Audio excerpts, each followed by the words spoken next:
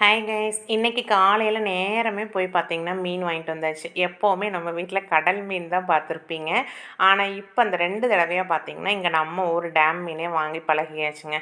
ஏன்னா குட்டீஸ்க்கு வந்து அதவே கொடுத்து பழக்கி இதை வந்து சாப்பிடவே மாட்டேங்கிறாங்க. அதனால் சரி இதையுமே வந்து பழக்கலாம் அப்படின்னு சொல்லி தான் கொடுத்துட்ருக்கேன்.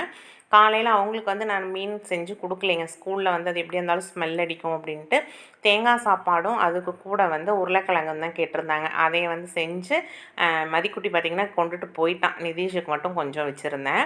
இதை வந்து நம்ம காலையிலேயே குழம்பாது இங்கத்த ஸ்டைலில் தாங்க வச்சேன். கேரளா ஸ்டைலில் வச்சோம் அப்படின்னா அந்த மீன் குழம்பு வந்து நல்லா இருக்காது. புளிப்பெல்லாம் வந்து கொஞ்சம் அதிகமாக போடணும். ஆனால் அங்கே வந்து கேரளா மீனுக்கு நாங்கள் புளிப்பு வந்து கம்மியாக போடுவோம். அதனால் நம்ம இங்கே வந்து எப்படி வைப்போமோ அதே ஸ்டைலில் தான் குழம்பு வந்து வச்சுட்டா தாங்க மீன் குழம்பு வந்து நல்லாயிருக்கும். அதே மாதிரி பாதி வந்து பொரிக்கிறதுக்கும் கலந்து வச்சாச்சு. இனி இதெல்லாம் வந்து அவங்களுடைய ஸ்கூலுக்கு போயிட்டு வந்ததுக்கப்புறம் சூடாக பொரிச்சிக்கலாம் அப்படின்ட்டு தான் எடுத்து வச்சுருக்கேன்.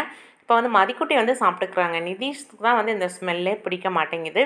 இருந்தாலும் நம்ம வந்து கொடுத்து பழக்கலாம் அப்படின்னு, ஏன்னா இதுவுமே சாப்பிட்டு பழகணும் அப்படின்னு தான் கொடுக்குறேன்.